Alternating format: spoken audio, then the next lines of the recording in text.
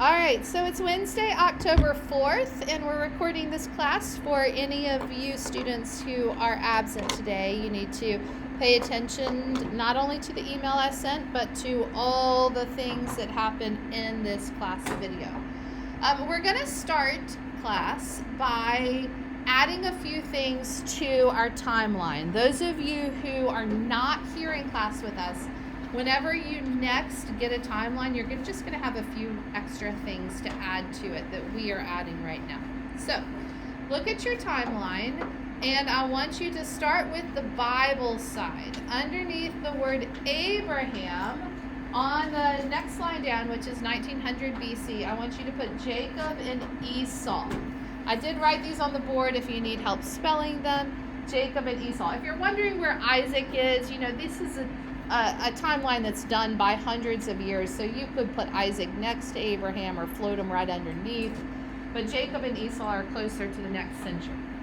So on the Bible side, put Jacob and Esau just on the next line down, right at 1900 BC, around 1900 BC.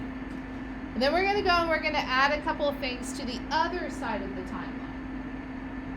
On the other side of the timeline, on the other side of the timeline, on the 1900 line, right across from Jacob and Esau, I want you to add Hammurabi. Hammurabi was roughly around 1900. So Hammurabi goes on the other line. And we are going to add on the line underneath that both the Shia and the Shang Dynasty. Shia is XIA. And Shang Dynasty on that next line down. Shia Dynasty came before the Shang Dynasty. I want you to notice a little something I'm asking you to do is add an arrow that points down, down, down, and you write the words to, T-O, 1046. To 1046. That's because the Shang Dynasty lasts all the way to 1046. 1046. So you guys are adding that little line, and then you want to add it to a little arrow pointing down that says to 1046 because that's how long the Shang Dynasty is in place. To 1046. All right, when you have finished doing that, I'm going to collect these timelines back again, and we'll talk about homework before we start our class. Anybody finished? Thank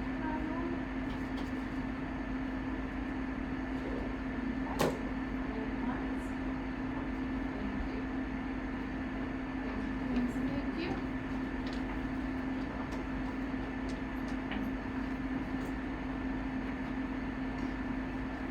All right, more timelines. Done.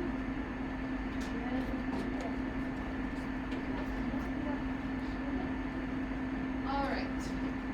Okay, let's talk about the homework.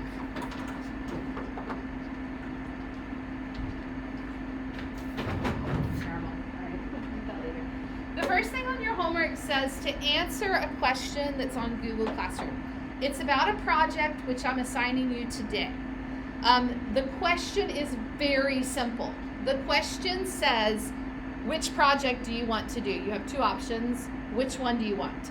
So all you have to type into the question on Google Classroom is the choice of your project. But you'll notice the homework also says, begin working on your project. You have 2 weeks to complete it. Now, think about this. You have 2 weeks between now and 2 weeks from now, Wednesday. How much are you going to work on your project? It's kind of up to your schedule, isn't it? Do you have more time right now, these next couple of days, or will you have more time next week? Whichever one is better for you, you've got to think about that and go ahead and plan so that you use your time well and use it wisely. Besides that, the only other homework is related to something we will be talking about on Monday. Lessons 19 through 21, they are Bible lessons They're about things from the Bible. You have some note cards and a reading quiz. 6th and 7th graders are allowed to use their note cards on the reading quiz. 8th graders are not. I know this class is mixed between 7th graders and 8th graders. That means that some of you will and some of you will not use your note cards. Same quiz. And you'll just do it differently. The questions, that's just a reminder that you want to answer the questions well, since the questions for the quiz come directly from the note cards. The questions from the quiz do not come from all the readings in all the chapters. They are from the note cards. The note cards filter down the information that I will test you on. Does that make sense to all of you new students? Okay. So please do these lessons, be prepared for a reading quiz, which just means reviewing your note card. Well, it means do your note cards really well and then review your note cards. Before I move on, does anybody have any questions about homework at all? I'll tell you more about the project in a minute. Any other questions? For class today, you're going to need one blank note card. Those of you at home, you also need one blank note card.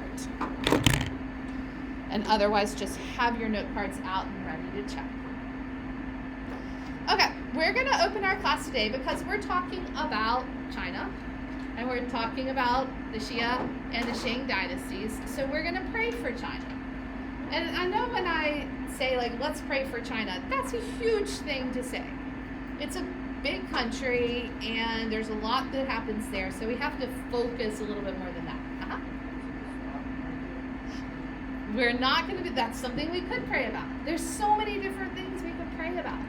But I decided not to think about finance and not to ask a missions agency, but instead to look and to see what the United States government has to say about China. Do you ever think that the United States government would help us pray? They are going to help us pray, though, because I'm going to read to you what our government has said about the nation of China. First, this is a picture of China looking from the top of the world. And over here is a Chinese man with his super cute baby and a national flag. So I'm reading to you from 2021, the Department of State, our State Department's statement about what's happening in China. When you see this word, the CCP means Chinese Communist Party. The Chinese Communist Party runs the nation. So, this is what the Department of State has to say.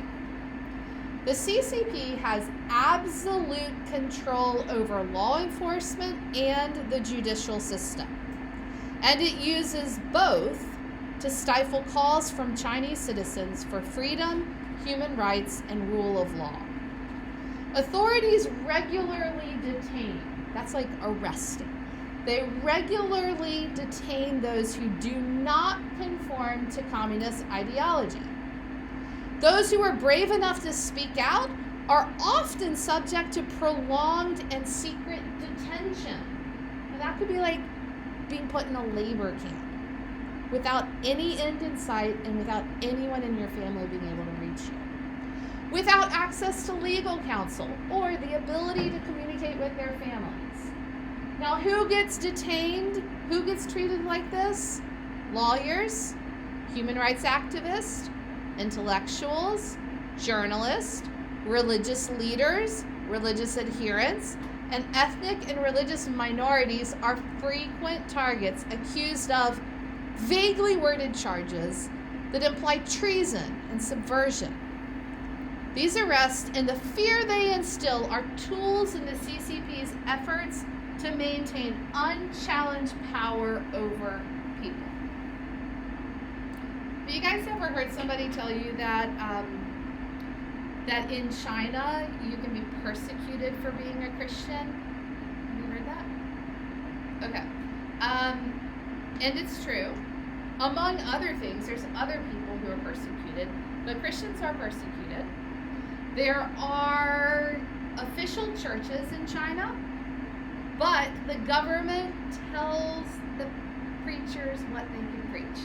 Would that work in your church, DJ? The government telling your preacher what to preach? Because of that, there's a huge network of secret churches in China. Does anybody know what they're called? Underground churches. That's just what we call them. They're not actually underground. They just meet secretly, and they run the risk always of being accused of treason and people being sent to labor camps or detained or even put in jail, stuff like that. This can happen in this country because the government wants to maintain control over everything. There's lots of modern day examples besides this of how the government has super control over people. So I'm going to stop for a minute and ask, does anyone have knowledge of, like, know a missionary, know anything about it? Does anybody have any connection to this, to what I'm talking about in China? Anything you want to share? Has anyone ever, heard anybody speak about the underground church or the secret church? A little bit. A little bit. Okay. You raising your hand, Ben? No. Okay.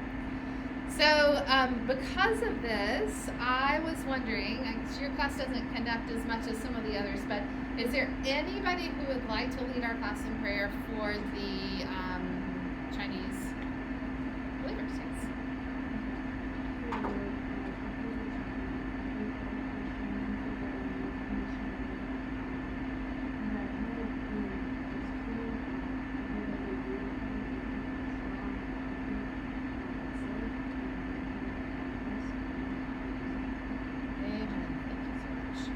All right, can you cut the lights back there, please?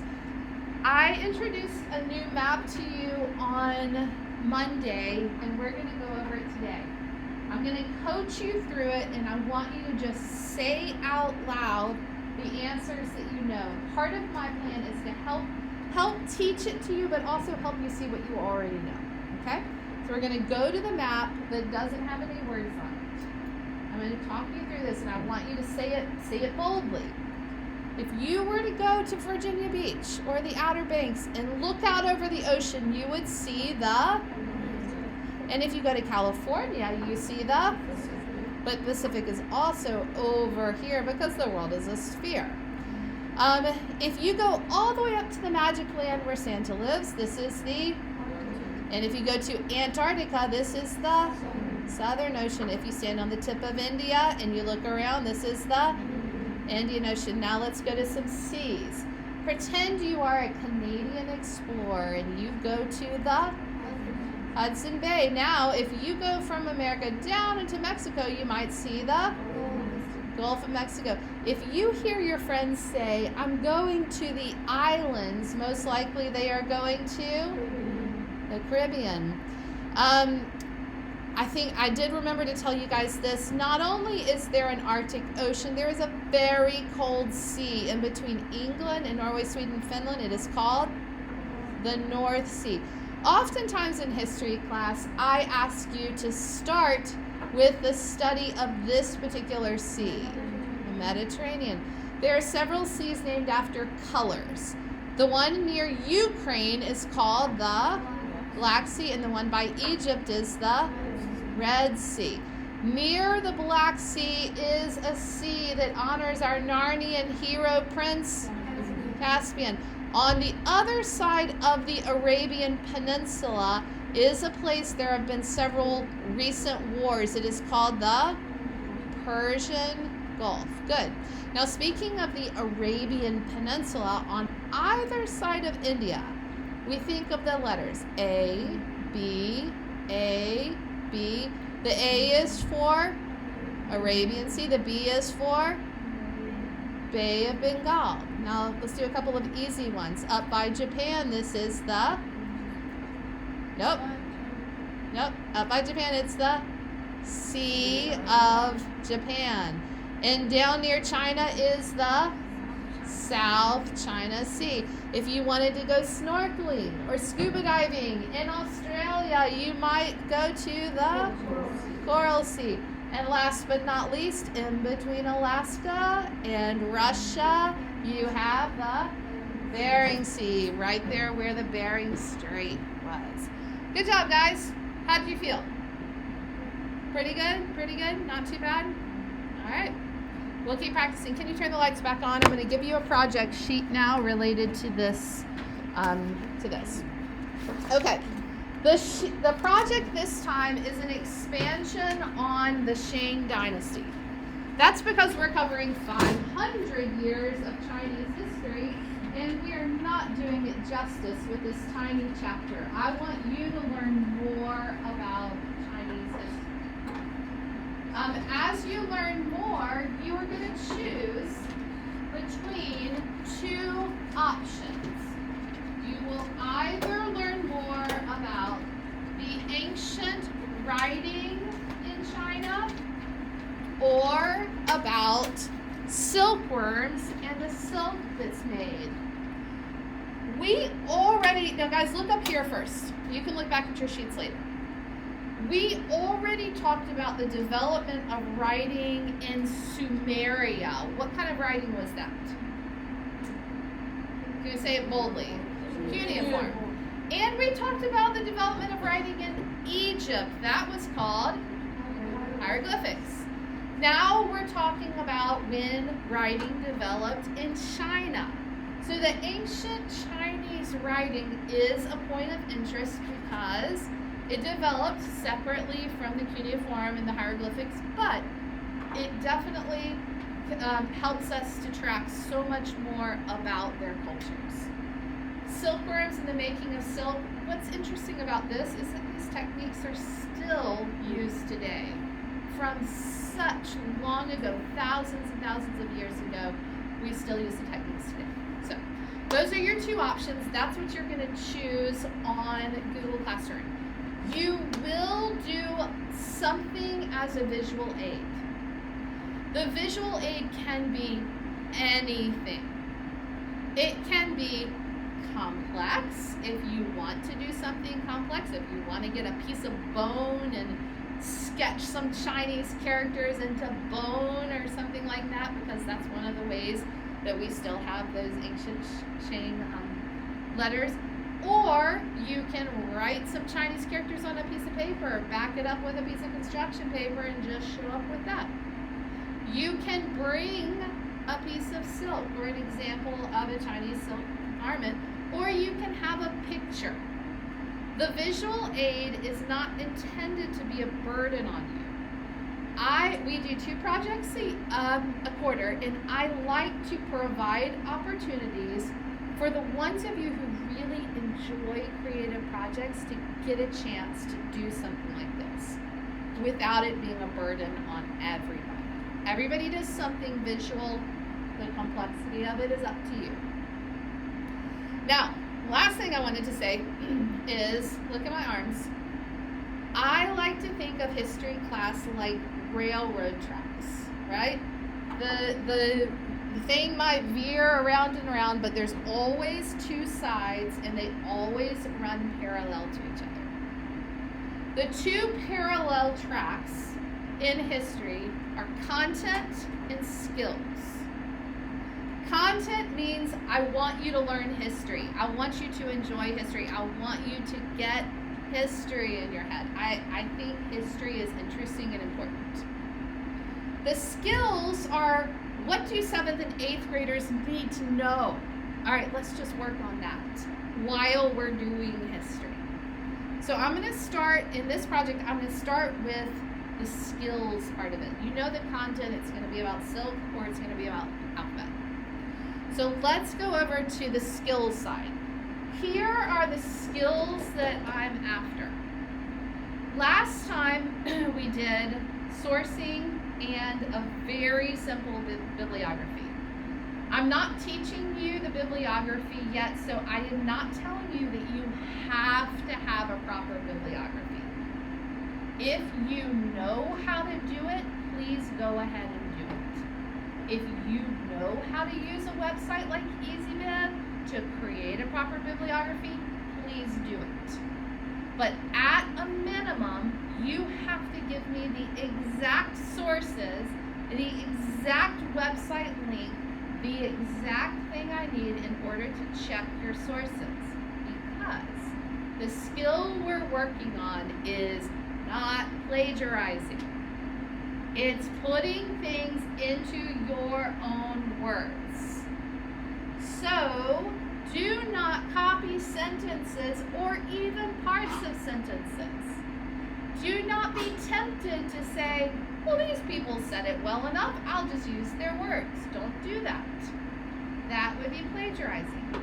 Instead, look at multiple sources, come up with ideas, and frame them in your own words. Mrs. Pilson has been working on this with those of you who are her students. I know that. But I'm going to tell you how I am expecting to check this. You have to put your project, the written part of your project, into an assignment on Google Classroom. If you go and look, when you go to do your question, go and look and you'll see the assignment, click it and open it up. And when you do that, you're going to see something spectacular, something magical on the assignment. It is that there is already a doc there with your name on it. And I want you to open that doc and type into that doc the answers, the project stuff. Just put it right there. It'll be already ready, and then click, you hit turn in, and poof, it appears back for me to look at. It's so easy. If you do it a different way, like let's say you say, no, I like to write in Word, or I like to write in Pages. I mean, you can do that, but you're going to have to figure out how to copy that stuff, put it into the doc, change the formatting so it looks nice, and then turn it in. So why not just use the one I already gave you? It's a lot easier than doing all the other stuff or having to figure out how to upload something or whatever. So that's my suggestion. Now, what are you going to actually write about? Well, it's pretty simple. You're looking up one of the two of these. You are first going to write 10 facts that you learned in bullet points, in complete sentences, in a bullet point. You don't even have to tie them together. Just 10 facts. By the way, this is where it's a real temptation to plagiarize. Because 10 facts, you're like, that website has facts. I can just put their facts in my facts. Don't do that. Think about it, write them in your own words, but 10 facts in bullet points. Then, one paragraph. The paragraph will be about why silk was important to the Shang Dynasty, or why the alphabet was important to the Shang Dynasty. And then, a sentence. The sentence that answers, how was the Shang Dynasty different from the Sumerians or different from the Egyptians? And another sentence on, how was the Shang Dynasty similar to the Sumerians or similar to the Egyptians? So what you write for me is going to be 10 bullet points, one paragraph, one sentence, one sentence. I'm going to say that again. 10 bullet points, one paragraph, one sentence, one sentence. That is all the writing you need to do. That and your bibliography. Anybody have any questions about this project or any of the process of it?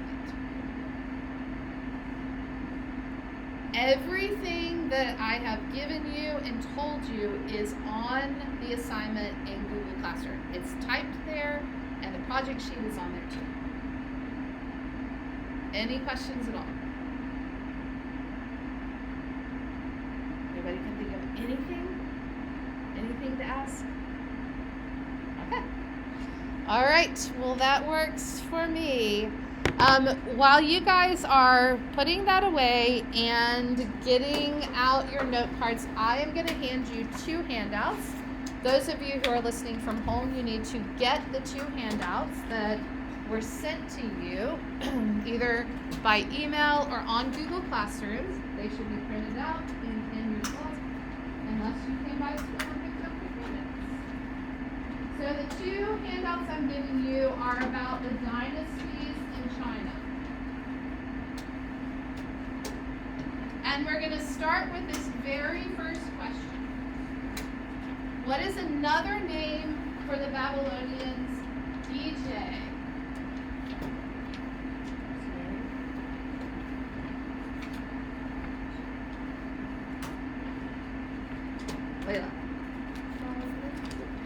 Chaldeans, yes. Another name for the Babylonians is the Chaldeans, is actually how you pronounce it. The Chaldeans. The reason I put this question on here is to help you read the Bible. If you read the Bible, you will see plenty of references to the Chaldeans, but not any to the Babylonians. But the Babylonians are in the Bible. They show up in the Bible. They're just called the Chaldeans. So let's look for a minute at the map. Look at the map. Do you see the Black Sea? See it? You see the Caspian Sea? Do you see the Mediterranean? A little bit. It's poking off of the map there. You see the Persian Gulf? Yeah? All right, so look coming up from the Persian Gulf. There it says Chaldea, right there. It's in between two rivers. Who remembers what those two rivers are called? Linda? Right, they're the Tigris and the Euphrates. So this entire area, who remembers what the whole area, kind of moon-shaped area of, with lots of growing things. The Fertile Crescent. And the area where Chaldea is in between the rivers, Grant, do you remember what it's called? The land in between the rivers? Starts with a mess. Ben? I'm Grant. Grant, go ahead and tell us. All right, go ahead and say it, Ben. Mesopotamia, right. So that's the area we're talking about with Chaldea. Okay. Grant, can I let you redeem yourself? This is the guy we talked about on Monday. Babylonian king. He famously wrote a code of 300 laws. You're right. You're saying it right.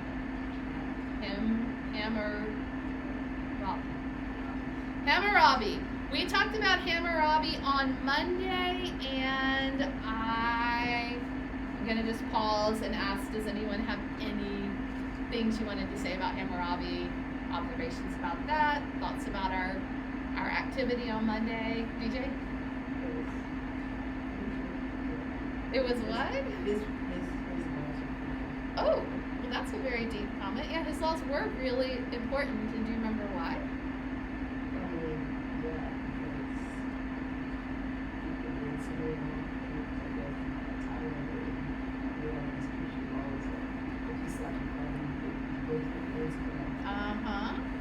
Yep.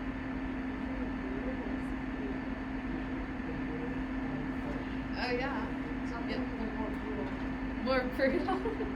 I mean, maybe they were necessary, but they were brutal too. Yeah.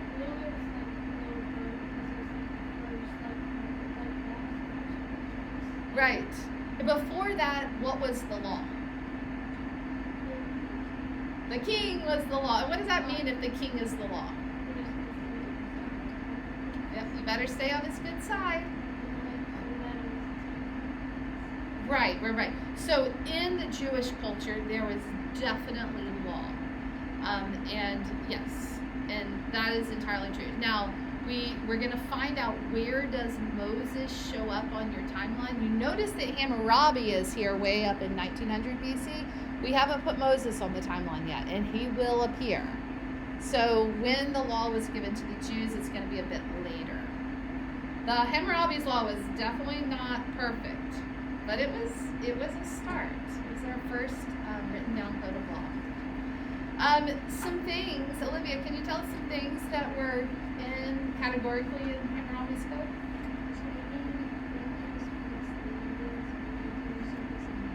Yeah, it's easy to think about Hammurabi as being harsh, but I mean, in addition to what she said, some of the later ones, fair taxation, minimum wage, laws against witchcraft.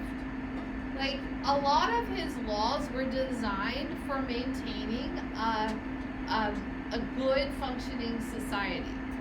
Yes, of course, there were some really harsh ones, and that's what our activity on Monday was about. but a lot of his laws had some really good design.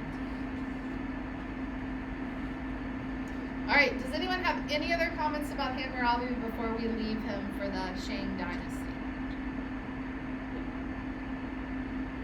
We're going to move on completely to our Chinese history now. But we're going to do it by starting with the idea of culture. Linda.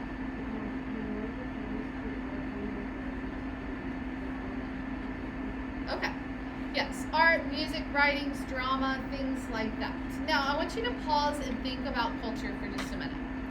I'm going to start with the easy version of this. Do any of you have family or maybe friends that you know they come from a different culture? You know, tell us about what that means. Well, my mom, she's from Japan, and so they like had a completely different culture, and like they were like secluded from like other people that this is what she's from. Yeah. And that they like would like dress up and stuff, and always like. That's neat. Anybody else? An idea of like somebody you know who comes from a different culture. Yes, Zoe.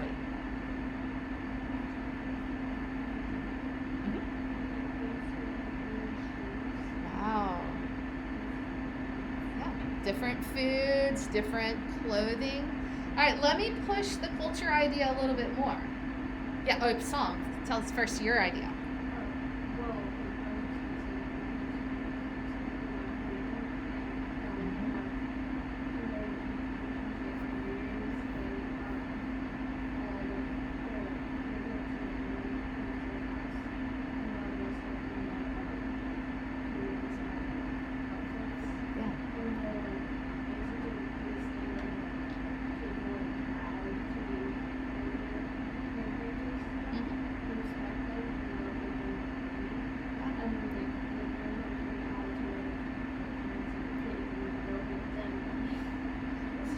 Yes, that's awesome. So you guys are telling us some ways that culture is different. Now think about you have another culture? Yeah. Yeah. My dad's friend he's Egyptian, and we went to their house and like with them all with phones, and they always were dancing and they always go out night there because they have like so they go to bed at like 5 in the morning Japan, and then they'll sleep until like 5 in the morning because it's so hot outside. That's so interesting. So there's more culture than you realize embedded in our own society. Culture can surround music. Think about the ways that people connect around music. That's like becomes its own. Sometimes we call it a subculture. Or maybe around video games. Or people connect around books. Like, I love this particular book series, and you find other people who share that. Drama, that makes me think of TV, movies. You know, there's ComCon, there's this entire conference that exists where people dress up like superheroes, they're adults, and they go to a conference where other adults are dressed up like superheroes, and they're all doing some conference stuff together, and all those people have regular jobs where they look normal, except when they're going to their conference. Same with like Renaissance festivals. It becomes its own sort of like subculture, the people that like to build their own armor, fight during Renaissance festivals, and then otherwise they just have kind of like normal jobs. Yeah. I went to a camp last summer, and one of the guys, he said he went to a Renaissance collection, and he bought his thing that he made, and it was like his own thing, and it was crazy. You guys have any other ideas of how culture might exist? Any other things that I just prompt some thinking about other smaller ways that we connect in cultures? Linda? No. A song? Like what? So what do you think of for like your family? What's the culture around food?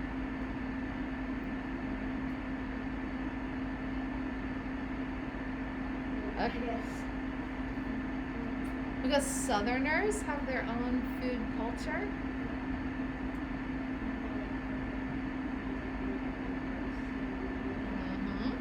Yeah. Yeah. Any other ideas about different cultures that you can think of? Yes. Well, just like it was like Tamara, like my grandparents, and because they would like have culture instead of like cooking, and so she would be such like Little things and the ways they talk. DJ, what do you think? My parents, like, me and my sister actually, we kind of love, like, horror movies and whatnot. So, like, I guess we have a little tradition about that. And then my mom and dad, and my family guys around the house. Yeah. I mean, even your church can be a culture unto itself. Or like our neighborhood pool. It just has a thing about like our swim team and being together. And these are people that all go to different schools and just that's like the connection point. Did you have a thought, Ben?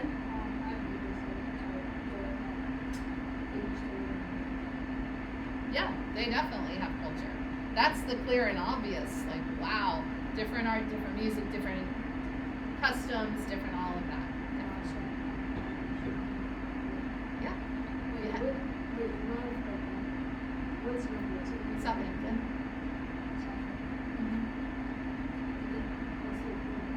SRA. We're in the James River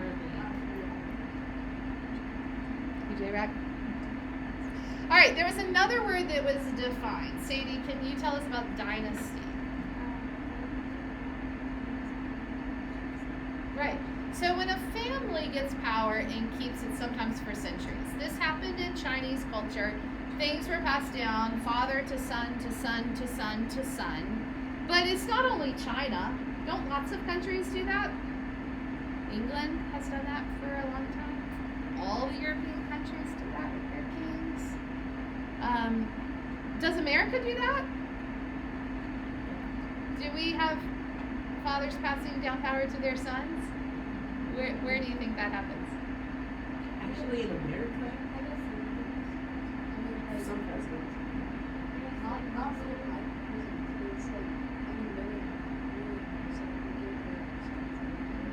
Oh, their assets and their businesses.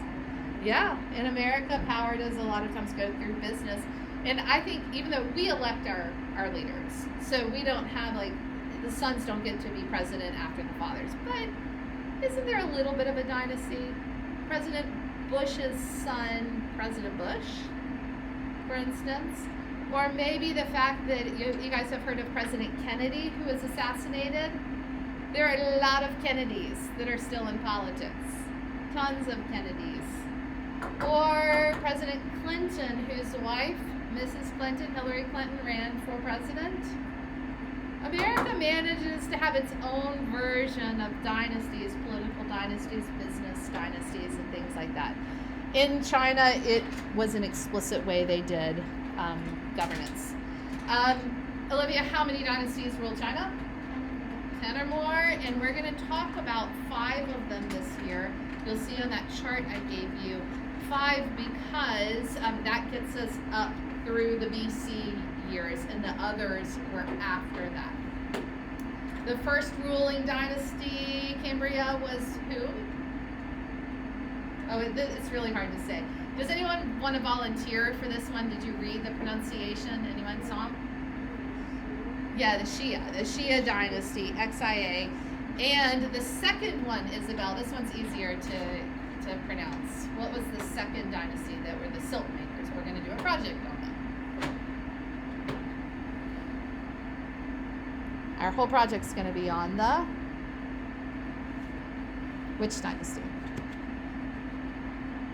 The Shang dynasty, right? Okay. Chinese characters, their written language, Zoe, was how many characters? About 50,000. Every word, a different character. How would that be to learn as a language? Now, I want you to, those parts are done. I want you to get the chart out because we are now going to start the Chinese dynasty chart, which we will go back to throughout the year. And we're going to start by putting the first 2 dynasties on it. I want you to put Xia in one box and Shang in the next box. You'll notice from this, yes. You'll notice from this that the Xia dynasty was roughly 2000 to 1600 BC. We don't have a lot of information about this dynasty. They didn't have written language. We have to pull artifacts. There's not very much information. But the Shang started writing things down, so we have more information about them. Roughly 1600 to 1046. Now, hold on. 1046 is very specific, isn't it? Something happened in 1046, and we're not going to talk about that today because that is the story of the 3rd dynasty. We will talk about what's so special about that date, but not yet. So now let's fill in the 3rd box. The 3rd box is, how are we going to remember the Xia dynasty? How are we going to remember the Shang dynasty? Like, what matters? Okay, so the Xia dynasty is roughly a Bronze Age dynasty. It is the first Chinese dynasty where we have evidence of there being bronze and also the very first cities. Write that in your chart. Right there in your chart. Evidence of bronze in the first cities. That is important because that's when dynasties can develop. They can develop when you actually have enough people united together to make a culture. So evidence of bronze in the first cities. The Shang dynasty is much simpler. It's the 2 things we're doing our project on. They developed writing and silk making. They developed writing and they developed silk making. So those, when you have finished those, keep that handout out. We're about to go to the cycle of history. That one can go back in your notebook under handouts. Make sure you keep up with it because we will need to go back to it. And Olivia, you're going to have to share with Sadie who missed the notes on that when she comes back. Okay, so after you finish writing that down, put it back in your notebook, put it under handouts. And we're going to keep going with the next most important thing, which is the question of what makes Chinese history distinctive? What makes their history distinctive is the way they tell their story.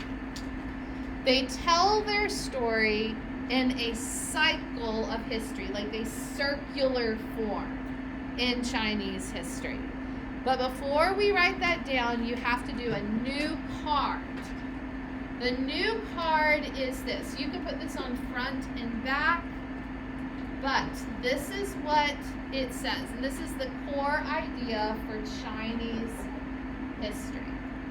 The ideal for the Chinese, the ideal of the king is to rule by wisdom. The ideal of the Chinese kingship is rule by wisdom.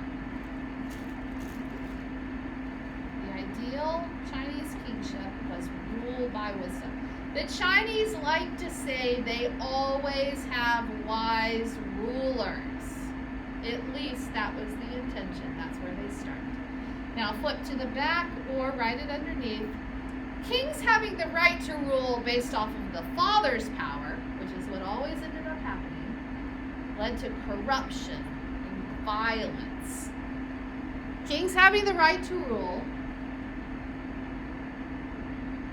based off of the father's power led to corruption and violence. This right here is the heart of Chinese history.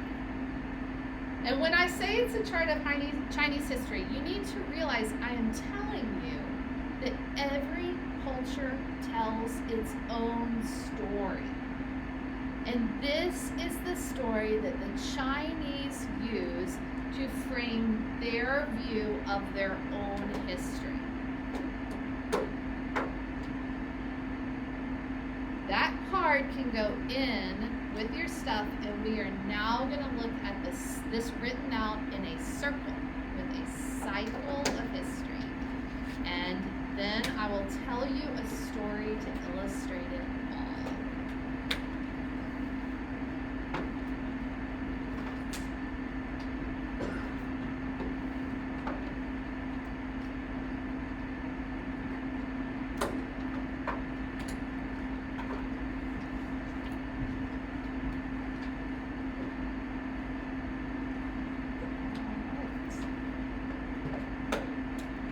Grab the last couple of words, and I'm going to move on to the chart. Good? Okay. The cycle of history according to the Chinese. Up at the top is where they start. And you do not have to write down my exact words. That is, it will help you if you listen to me and you put words that you understand. I want you to start, though, by saying the Chinese always start their story with a wise and virtuous ruler. So they start by saying our dynasty always has a wise, virtuous ruler, wisdom and virtue ruler as the starting point. But as the cycle goes, eventually power gets passed to sons who become lazy. It might not happen immediately. It might not be the first son or the second son. But eventually, power passes to sons who become lazy. They give in to, now this is where I'm saying don't write down words if you don't know what they mean. Decadence, gluttony, I'll give you another word. They become selfish. They try to get anything they can out of the power. So they do decadence, gluttony is like, I'm going to take everything for myself. That's really selfishness. So the lazy sons become selfish, which leads to the Chinese empire fragmenting. If you don't know the word disintegration, don't write it down. But fragmenting, you should know. Fragmenting, it's a kind of falling apart, where the heart of it becomes shaken and then everything starts to fall apart.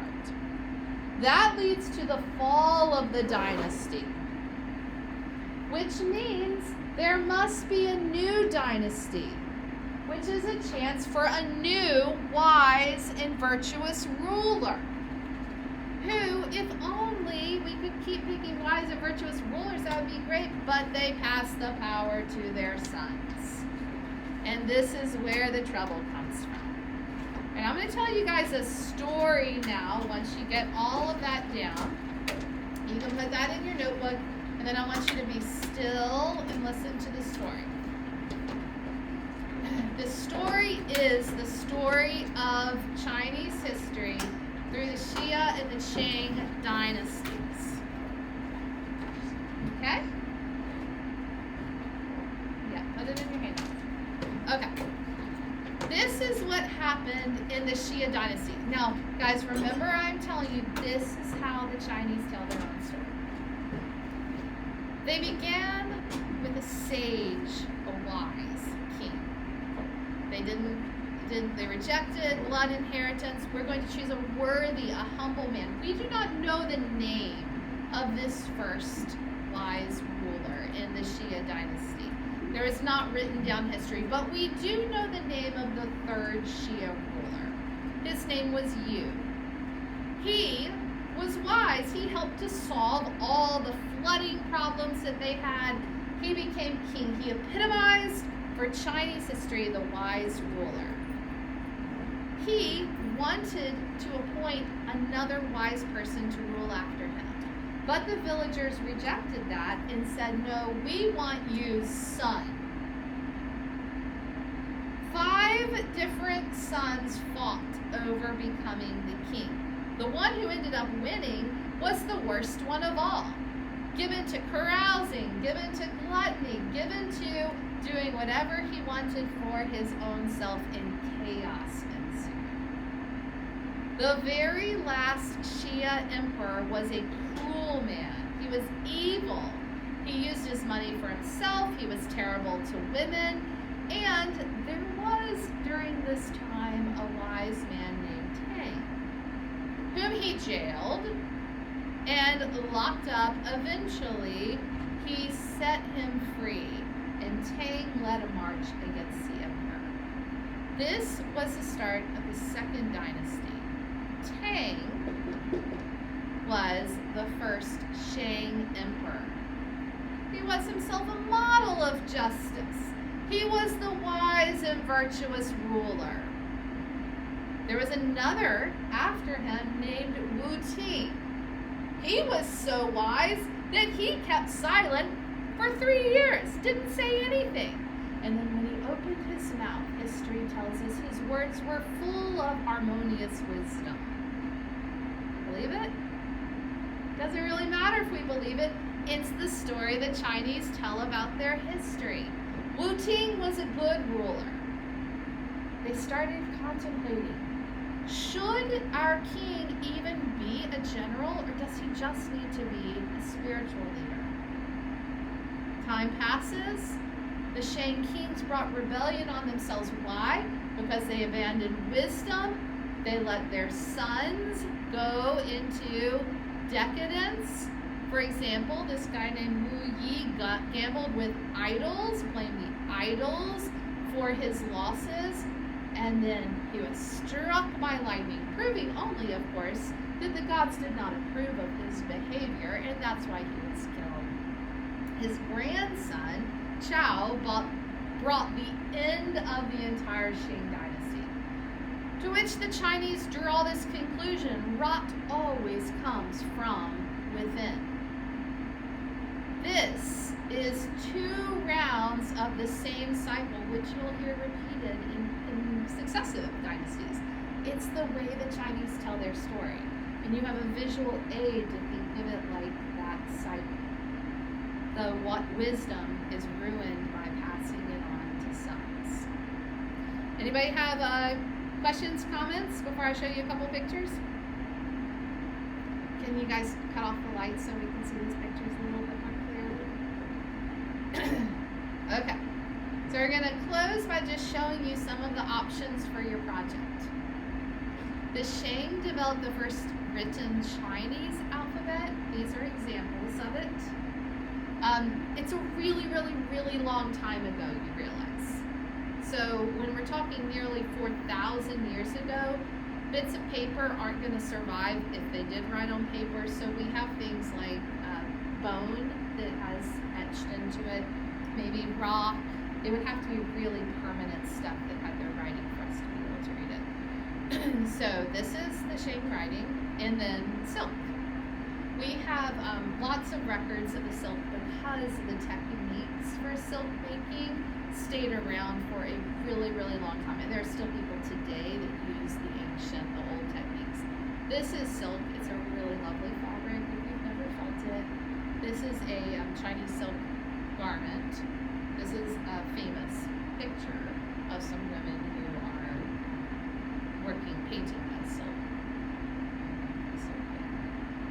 And unrelated to your project, I wanted to take the last minute just to show you some of the artifacts we have from the Shang dynasty. Little figurines from here. And anybody who wants to, I don't have any comments to make about them, so anybody who wants to say anything can say it.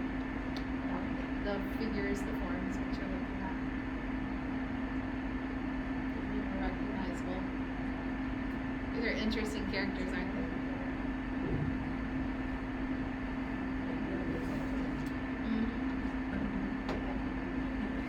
All right, I think that's it. You guys can go. You're dismissed.